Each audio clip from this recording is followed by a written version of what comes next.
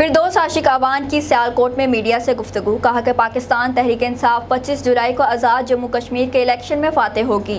कश्मीरी महाजरीन की फलाह और आज़ादी कश्मीर के लिए PTI कोशां है। इनका मज़ीद कहना था कि हक़ खुदारादियत कश्मीरियों का बुनियादी हक़ है।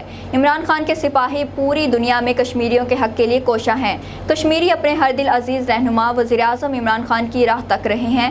इनका मज़ीद क्या कहना था, आइए आपको सुनवाते हैं। जो कॉन्फ्रेंस के दौरान हिंदुस्तान का मकरू और दहशतगर्दी के साथ जुड़ा चेहरा बेनकाब किया, उसने पाकिस्तानियों के सर फ़ख्र से बुलंद किए।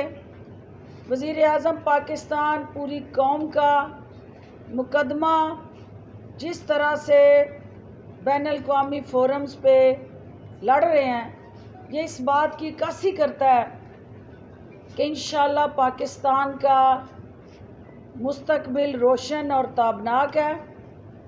कश्मीर के अंदर कप्तान के चाहने वाले जो हैं, वो वज़ीर-ए-आज़म इमरान खान की आवाज़ पे लब्बैक कहते हुए PTI की कश्मीर में हुकूमत बनाने जा रहे हैं और वो बहादुर, गयूर, जुर्रतमंद कश्मीरी जो हिंदुस्तानी फ़ौज को ललकारते हुए पाकिस्तान का जोग्राफिया जो कश्मीर के साथ जुड़ा है और जो ये नारा लगा लगा के अपनी जानों के नजराने पेश कर रहे हैं कि पाकिस्तान का मतलब क्या, ला इलाहा इल्लल्लाह और कश्मीर बनेगा पाकिस्तान।